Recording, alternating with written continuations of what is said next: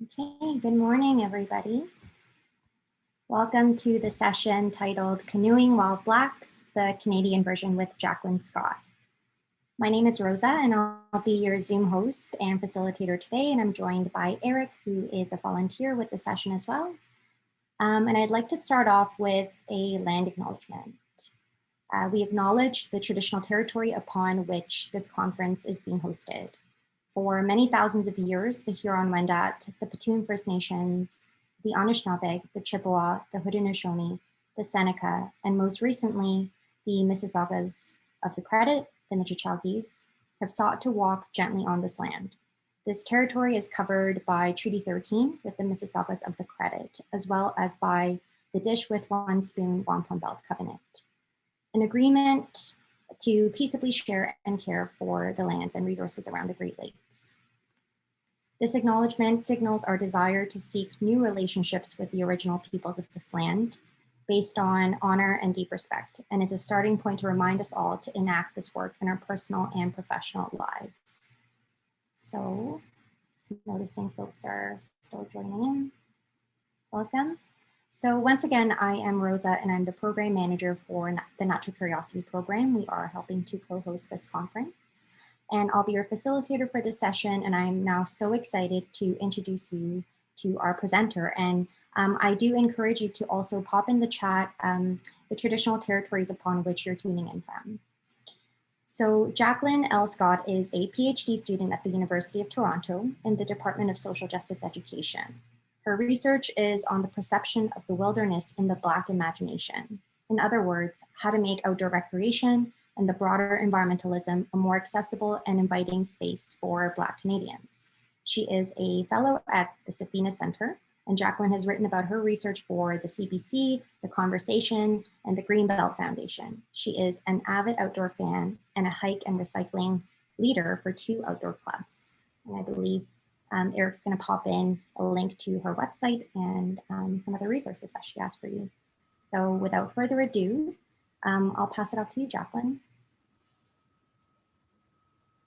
Hello, everyone. Let me share my screen.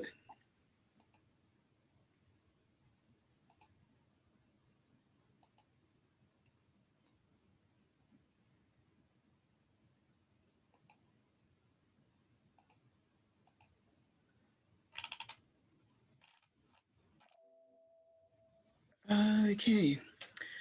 So good morning, everyone. On this wonderful Saturday morning, spring is finally here, at least in Toronto, so it feels good. So my thanks to Elise Kennedy and to Rosa and to Eric for inviting me to the session. My talk is called Canoeing While Black, the Canadian version, and it's part of my broader research around the intersection of race and outdoor recreation in Canada. And my research was prompted by trying to understand that why I met few other Black people in all my decades of outdoor recreation, including canoeing, hiking, camping, skiing, and so on. The research is relevant because outdoor recreation is often a gateway activity to broader environmentalism, and that includes conservation, ecology, and of course the climate crisis. The research is topical because of what happened to Christian Cooper last year in Central Park. So Black man, expert bird watcher, watching the birds, had an encounter with a white person who called the police saying that her life was being threatened. And it could easily have ended in a very bad situation for Christian Cooper. A bad situation because at the same time, the news was saturated with the police murder of George Floyd and Breonna Taylor. Christian Cooper did not want to end up as another hashtag on social media. That was last year. A year later, we are still talking about Christian Cooper, and we're still talking about Black people's relationship to nature. On the first slide is a picture I took along the Credit River of a Black father and son in a kayak. I know it's called Canoeing While Black, but I couldn't find the image of the canoe, so bear with me.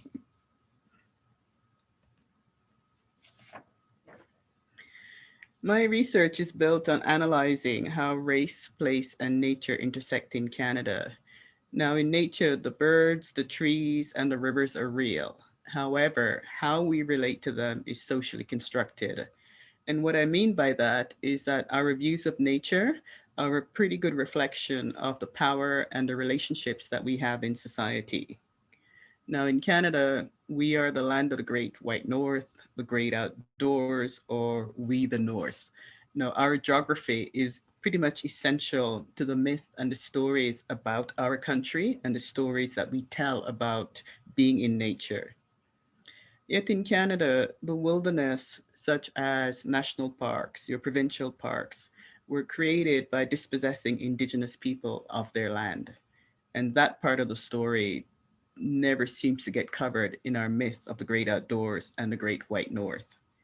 And historically, white people were seen as the guardians of the pristine wilderness, and outdoor recreation, including canoeing, was a way for them to reconnect to nature. It was an antidote to the sissifying effects of city life. And today we're seeing a massive uptick in people in the ravines engaging in outdoor recreation as an antidote to being cooped up in the city in the time of COVID. But when we think of the stories of Canada as the great outdoors, as the land of the great white north, we know who's included in the story, but just as importantly, who is missing. And the chief people who are missing from those stories are Black people. And their absence is about how race shapes how we see nature, who is expected to be in nature settings, and who is expected to be absent. And part of my research is looking at how nature, it is not a neutral space, and it's about who's expected to be there and who's expected to be absent, and try not to be distracted by all the other stuff that's happening on the slide. And the other thing to bear in mind is that in Toronto, people of color are 55% of the population, and I'll pick up a little bit on that stat later on.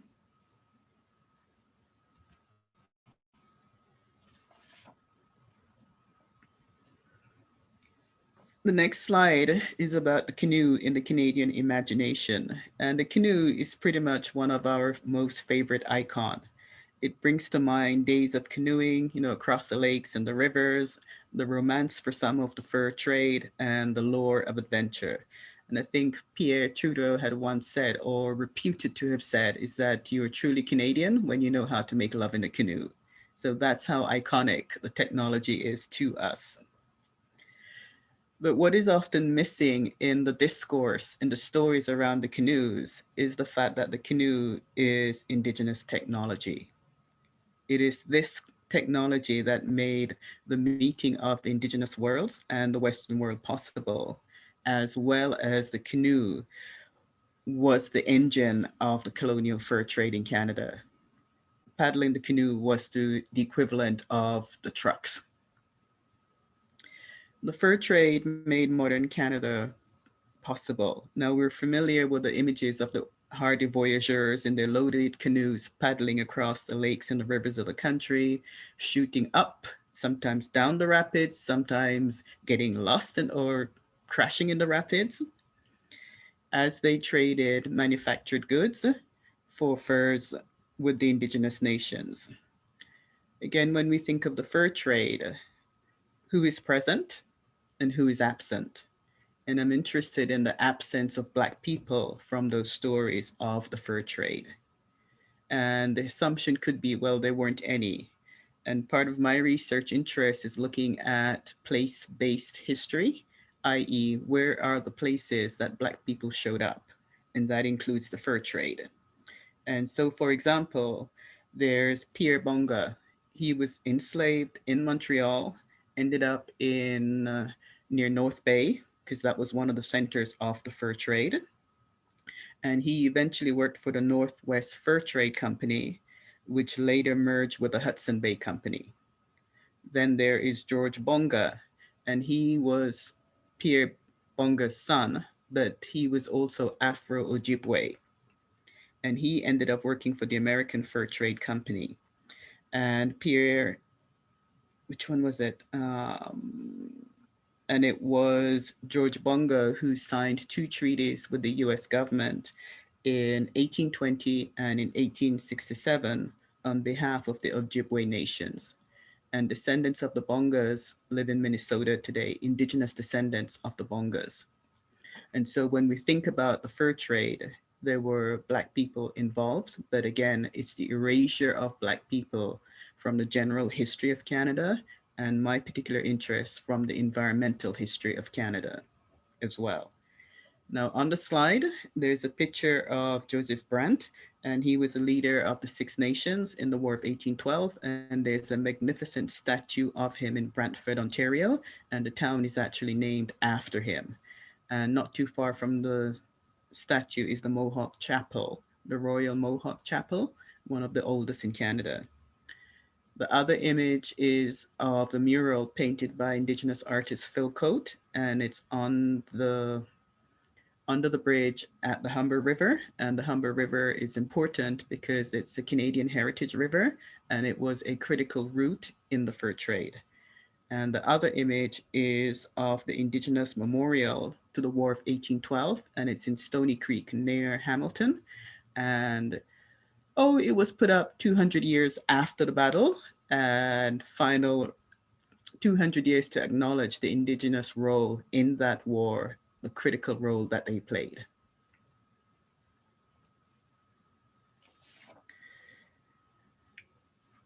Now, the next slide, I'm going to talk a little bit about race in the wilderness.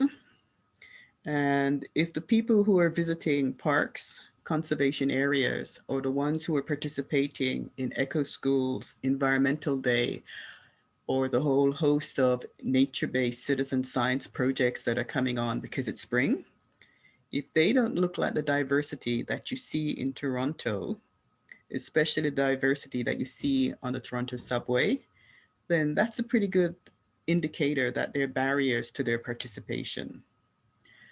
Black people are interested in outdoor recreation, but they face multiple barriers that block their access, and my research is exploring some of those access. One of the things that I talk about in my research is around the visual apartheid. When you think of media images of environmentalism organizations or the eco schools or the nature-based citizen science projects, overwhelmingly what you see are pictures of white people. Where are the pictures of Black people? When you visit many of those places, again, it's the images of white people. So the visual apartheid comes in because it reinforces the idea that environmentalism, outdoor recreation, canoeing, it's a thing that white people do in white spaces.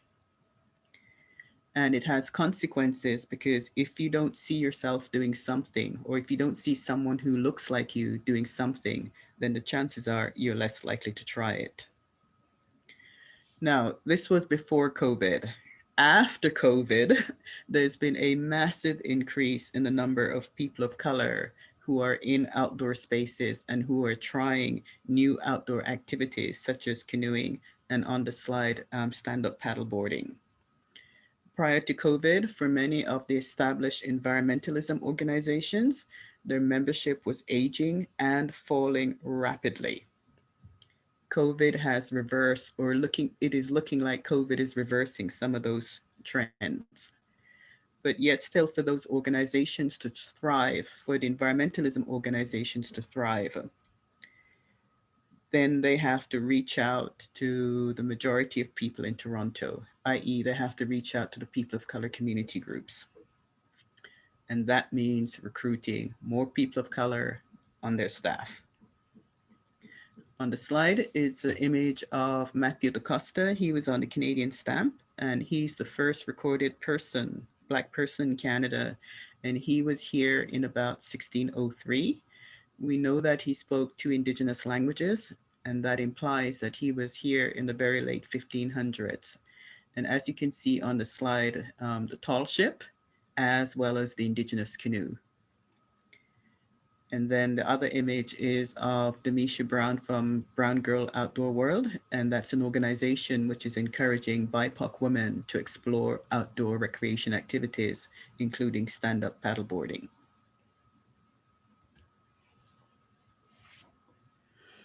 The next slide is about race and outdoor recreation.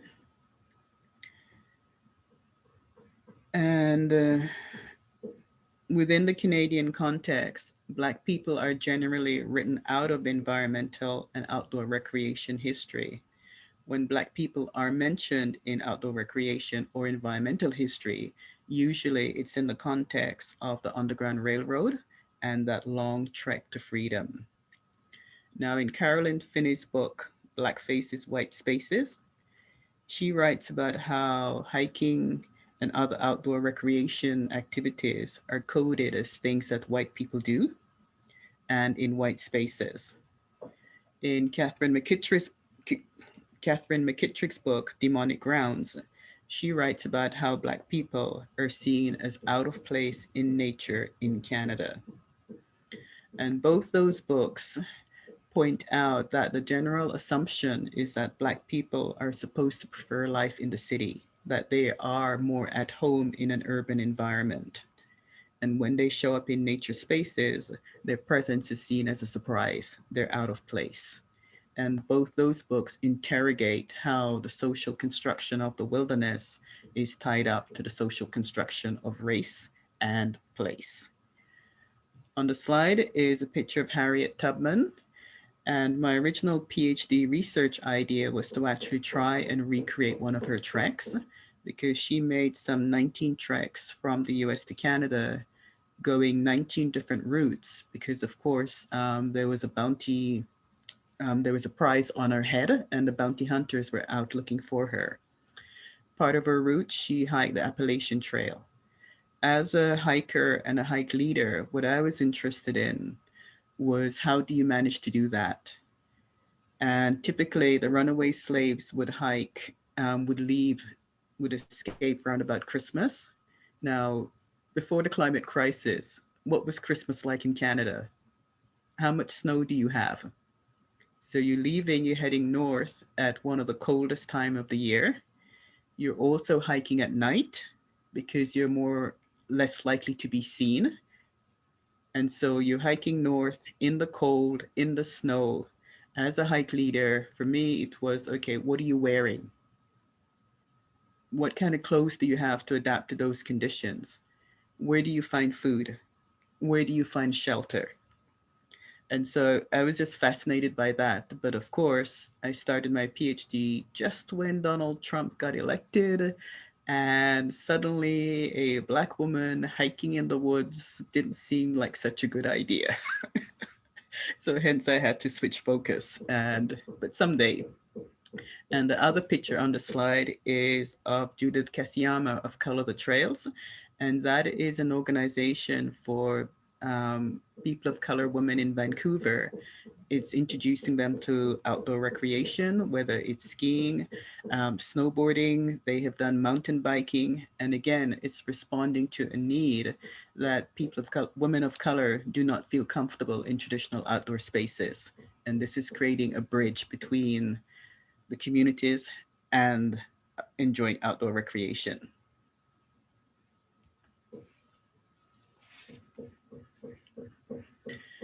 So representation matters in environmentalism.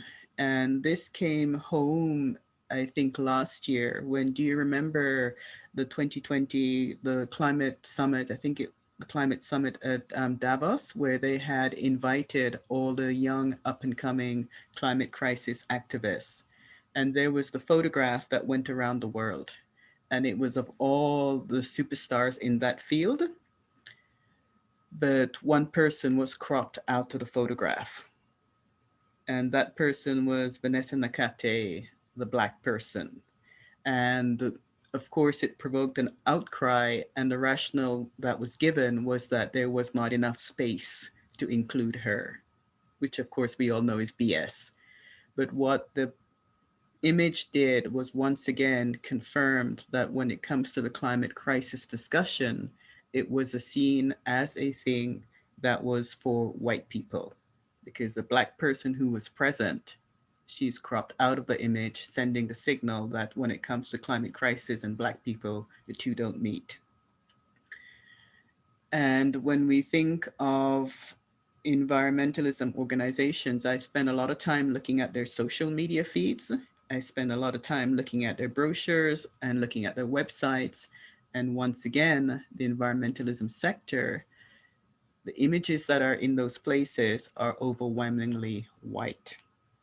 And yet still, at the climate crisis demonstrations in Toronto, when I went there, the big surprise for me was that the people taking part in the demonstration were typical Torontonians. They were the people that you saw on the subway, i.e., complete diversity.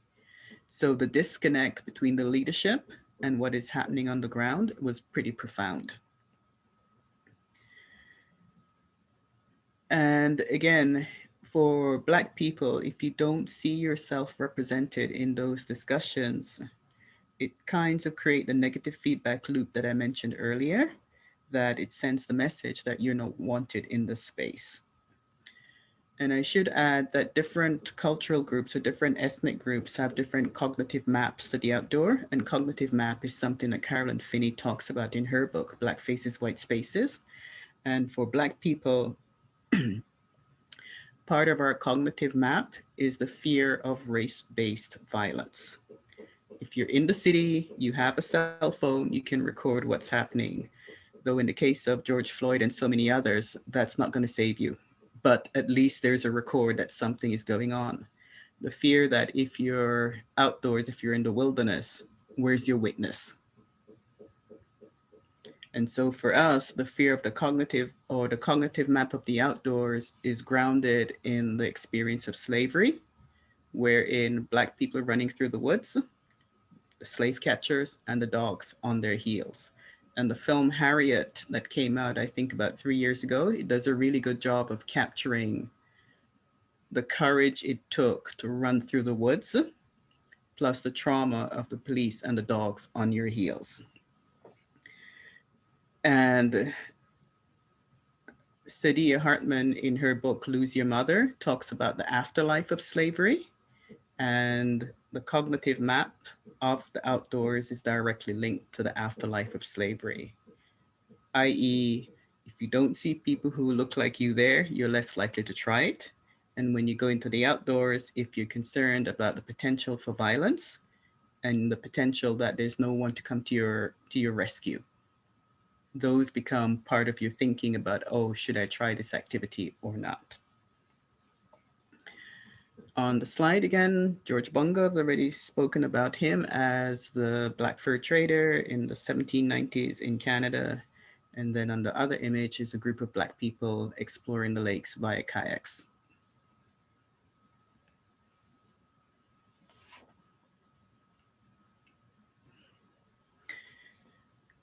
Now, there are tons and tons of parks and conservation areas within a 1 to 4 hour drive of Toronto. And even in places like Algonquin Park, most of your visitors are coming from the major urban centers such as Toronto, Ottawa, and Montreal. Now, in Toronto, as I said earlier, people of color are 53 to 55% of the population. We are the majority. And not just in Toronto, also in places like Brampton and Richmond Hill, we're the majority. Yet still, when you visit, whether it's provincial or the national parks, something like 90% of the staff are white. So whether it's the park systems or the EcoSchool or the environmental sector in general, they seems to be the one who are playing the race card, in the sense that the main criteria seems to be that if you're white, you fit right in among the staff, because that is what you're seeing on the ground. Because how else do you explain the lack of diversity? It cannot be random given the massive contrast between the people in the city who live in the city, who are most of the one visiting the park, and the staff that you actually have on the ground. Now, many of the environmentalism groups are very proud of the number of women that they have on their staff, and that's a huge achievement. But my take on that is that gender parity is one thing, but how come 90% of those women are white? From an intersectional Black perspective, race and gender are combined. So to have gender parity as your icon of diversity, but it's gender parity for white women, doesn't actually help people of color to pursue careers in environmentalism. And to get more Black people and other people of color involved in environmentalism, it's about hiring, promoting, and supporting those people. For many organizations last year, because of George Floyd, many jumped on the Instagram and the Twitter and the Facebook bandwagon, and they were putting up Black squares on their Instagram accounts. And that is virtue signaling. It was meant to show support, um, but support for whom? And what change came about because of that? So in many ways, it ended up being seen as an empty gesture, because unless you hire, promote, and support BIPOC staff, then change is not going to happen. On the slide, picture of Judith Kasiyama from Color the Trails. And last year or the year before, because of COVID, all the dates are the year beginning to merge one into the other. But about 2 years ago, MEC suddenly discovered diversity. MEC being Mountain Equipment Co-op, the iconic retailer of all things lovely in the Canadian outdoors. But they did a report and discovered that, oh my goodness, that something like 99% of the models in all their catalogs on social media were white. And they suddenly discovered that not only was it good for diversity to show diverse models, it also makes good business sense. I have seen more people hiking in mech gear in downtown Toronto, whether on Yonge Queen Street, than you will see in Algonquin or Frontenac Park. So MEC's sudden discovery of diversity wasn't just about inviting people of color into those spaces. It was also about trying to make money. Because again, in Toronto and in other places, people of color are the majority. So if we're not buying the stuff, then who exactly is buying it? And the other slide is something I wrote about bird watching or birding while Black, and that goes into more detail about the Christian Cooper incident and the ramifications of it.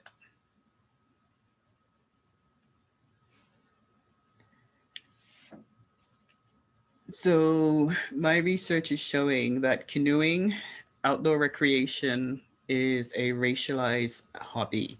It's something that white people are seen to do, and black and other people of color don't do it.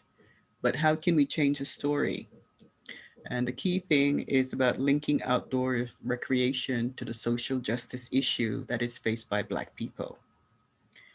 And at the same time, people of color are not waiting around for white organizations to do that. They're tired of that. So in fact, they are forming their own groups. There's been a huge uptick, especially using social media. We're using social media to find each other, to connect, and to put on their own events. And some of the hashtags that they're organizing around are Black Birders Week. And that one was specifically started because of the incident with Christian Cooper in Central Park.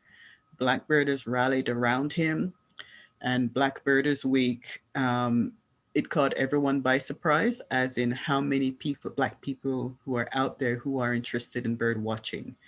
And because it was so phenomenally successful, it sparked the Black Ecologist Week, the Black Marine Biologist Week, the Black Enviro Week, the Black in STEM, and the Black in so many other things week. And so social media has become a key tool in Black people organizing, and other people of color groups are also using the same strategies, whether it's Latino outdoors, because again, they've hit the white wall in environmentalism and are tired of waiting for the change. And so they are organizing among themselves. And on the slide, so on the slide are some of the hashtags that people of color are using to find each other, or Black people rather, are using to find each other and to organize around. And part of my research, even though it's focused on outdoor recreation, including canoeing, it's also looking at the broader environmentalism sector. And I'm interested in a new term that I've come across called Black ecologies. And so that even looks at when trees are planted in the city, how does race intersect with the tree planting? And it shows, for example, that the areas where Black and other people of color live are the least likely to have trees planted, so have less tree canopy, meaning that in the summertime there's less shade. Whereas when you go to those leafy green areas, the people living there are most likely to be white. And so once again, something that looks to be completely neutral, as in plant some trees, it maps directly onto the socioeconomic and the racial breakdown in the city. And those things are surely not by accident.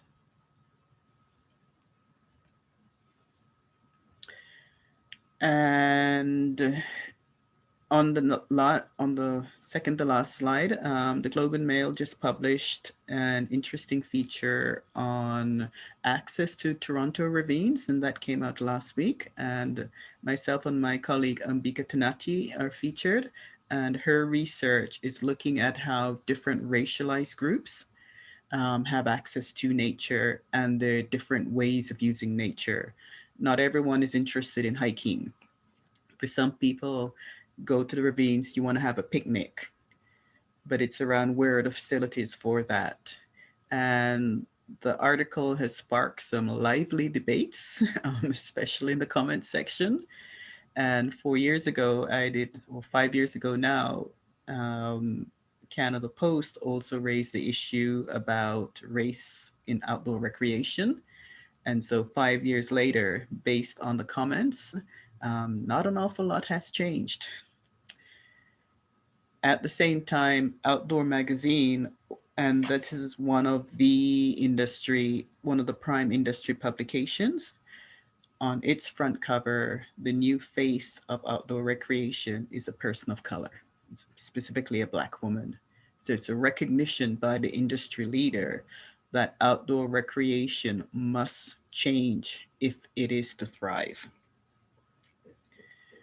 Now, COVID 19 has had a massive impact on our understanding of the need for nature in the city and about who we see in the ravines. And more people of color are showing up in places than has ever happened before. So that has been the only benefit of the pandemic.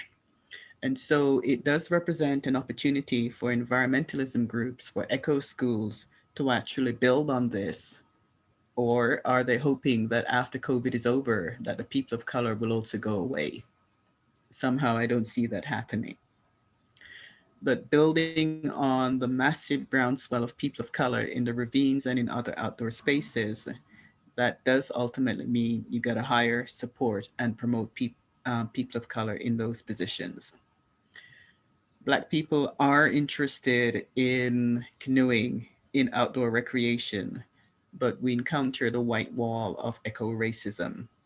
My research is about removing those barriers.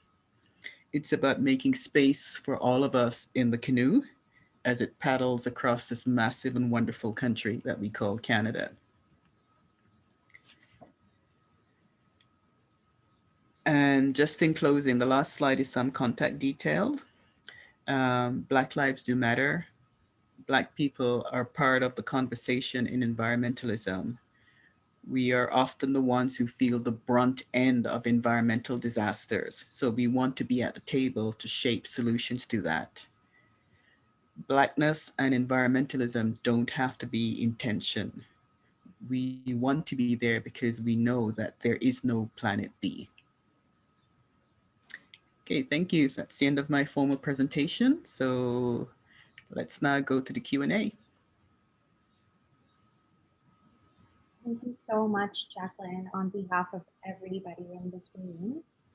I just want to say again, I learned so much from your session. Thank you for highlighting these stories and experiences and contributions of Black Canadians in Canada's history, especially our environmental history. I resonated so much personally, and I feel very compelled also professionally to build on this amazing momentum, as you described, that has come out of COVID and out of the Black Lives Matter movement.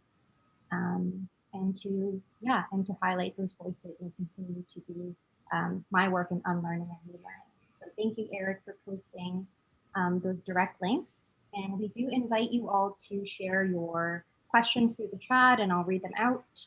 And if you feel comfortable, we do have 10 minutes, so feel free to unmute yourselves. I'm sure Jacqueline will love to hear from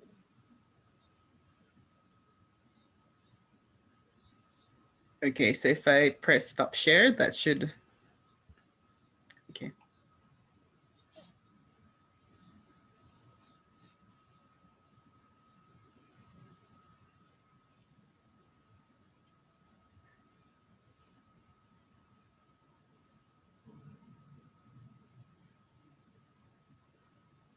Put your questions in the chat.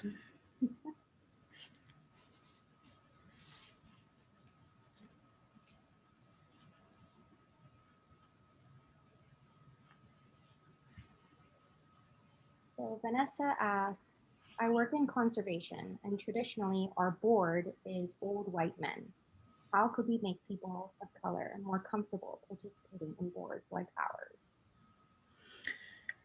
The first is recognizing that there is an issue. The second, it's about being comfortable with the discomfort sometimes of talking about race. So if you can talk about race without going pink in the face, just by acknowledging that there are racial differences, then that's a good start. In my experience, for many of the boards, having one person of color on your board is not an effective way of making change, because that one person cannot change an entire organizational culture. So if you want people of color on your board, it's looking at what's the minimum that you need. It's not one. It might be 2, 3, or 4, but you have to think strategically around that. Having only one person is to set that person up for failure, because they cannot change an entire organization on their own shoulder. For boards as well, it's about building relationships with communities. So go to the communities, find out what are their key issues, what are the things that they need, and figure out with the communities, how then can you meet each other halfway? For example, as I said earlier, not everyone is interested in walking for the sake of it, but maybe if communities are doing mental health walks, can you co-lead a mental health walk in the woods? Some things like that. You know, stress management, we're all stressed out. Can you lead some walks in the woods? But for the boards, it's recognizing it's a problem. It's being comfortable with talking about race and then having a strategy so that it is more than one person, because one person alone will not be able to change much.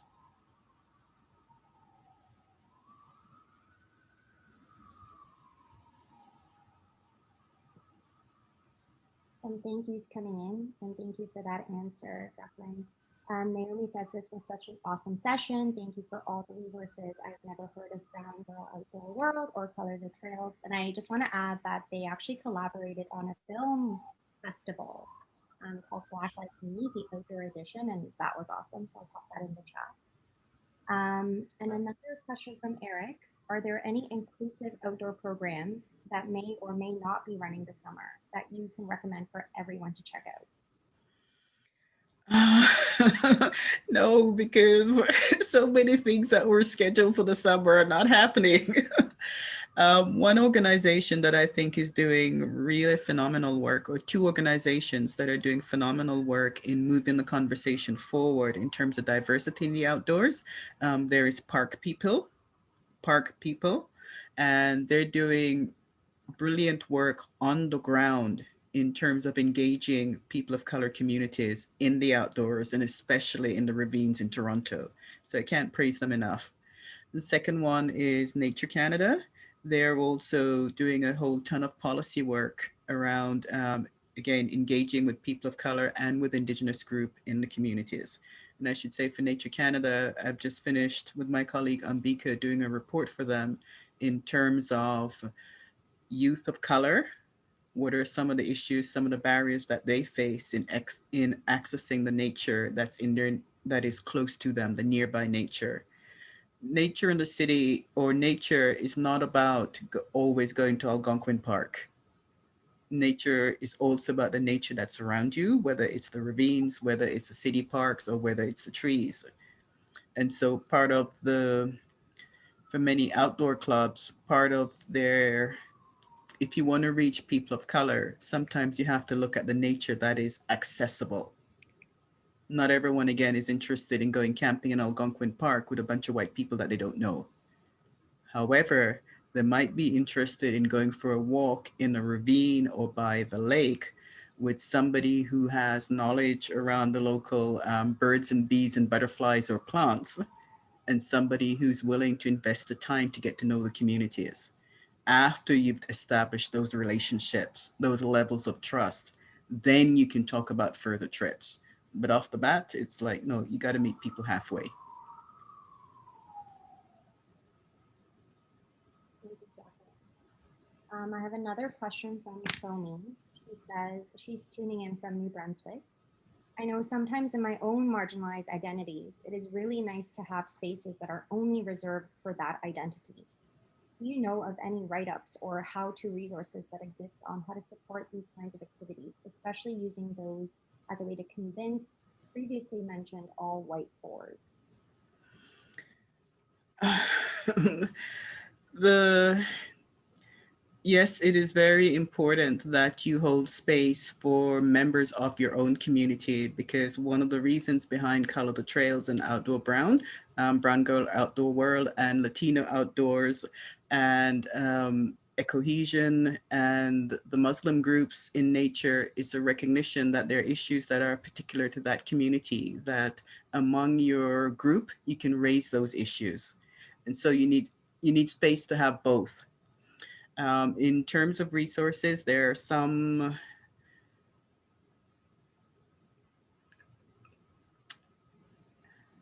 Okay, there's further research that is needed by someone to actually compile a list of Canadian resources.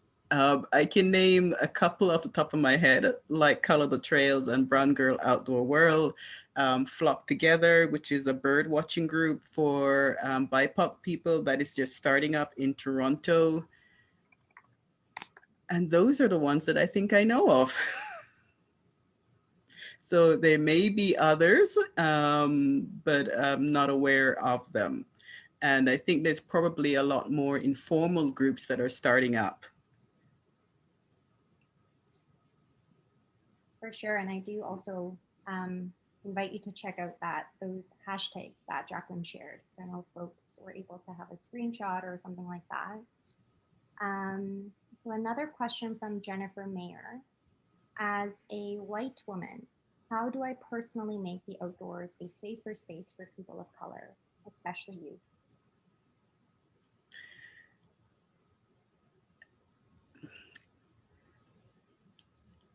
On the personal level, that's not really my area of expertise. But then again, sometimes it's simply by smiling at people. Yeah, it sounds really banal, but sometimes that can just make the difference. But my research is looking at changes at the systemic level, because individuals can only do so much. I'm looking at the bigger picture, because that's where the change is more likely to happen. And so, for example, there's a whole ton of citizen science projects right now because it's peak bird migration season, and not quite a bird nerd, but not quite going to head down that direction. But I'm very interested in that. And my first response is, yes, it's bird migration season, but what have the ornithological or the birding community done to reach out to people of color groups so that they feel welcome, that they can participate in the big bird counts? Just to say that, oh, birding is open for everyone because it's cheap, you can do it in your backyard. That is true, but you're still getting the massive underrepresentation of people of color groups.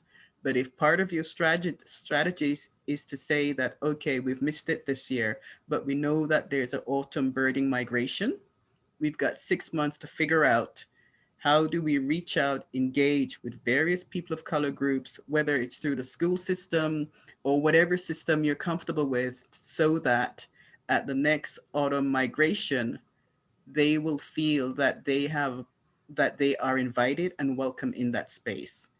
it requires work. It requires doing an awful lot of outreach.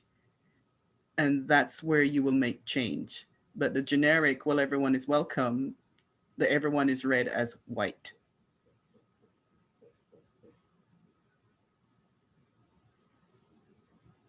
Thank you so much for that response. I am also learning, and I wrote down here your very clear words before to hire, promote, and support people of color, and that's really resonating with me in my practice.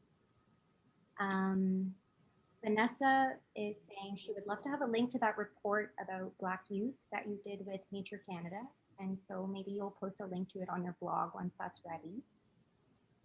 Or is there a way to access it now? Contact Nature Canada, but once it's ready, I will also put it on my Twitter account and on my blog as well. Wonderful. And Chris is expressing her gratitude for sharing your experience and wisdom. Jacqueline, this was an amazing session and very impactful. So many helpful resources are shared. Very grateful.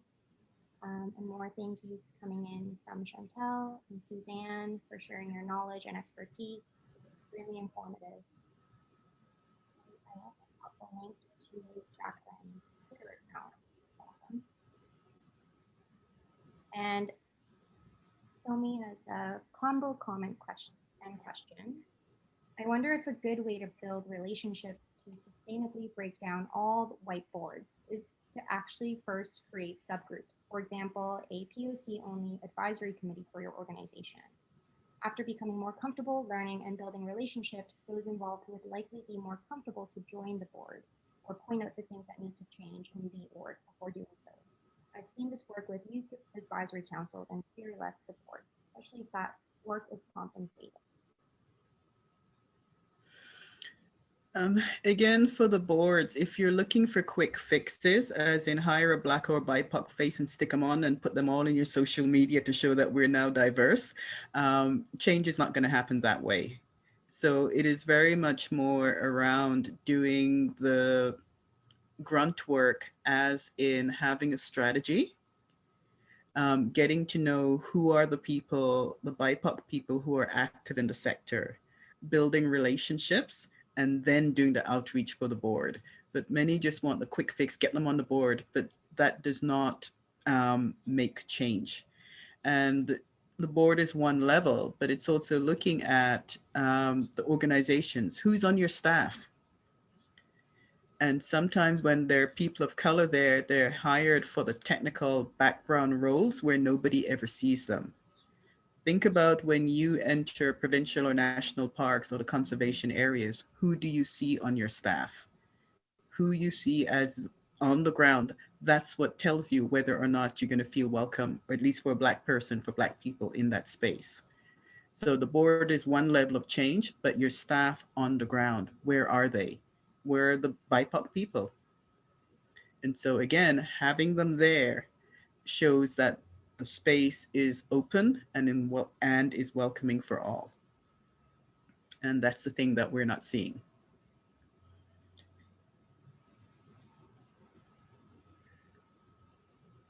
Thank you again for that response. So well said and explained, Somi says. Wonderful presentation and conversation.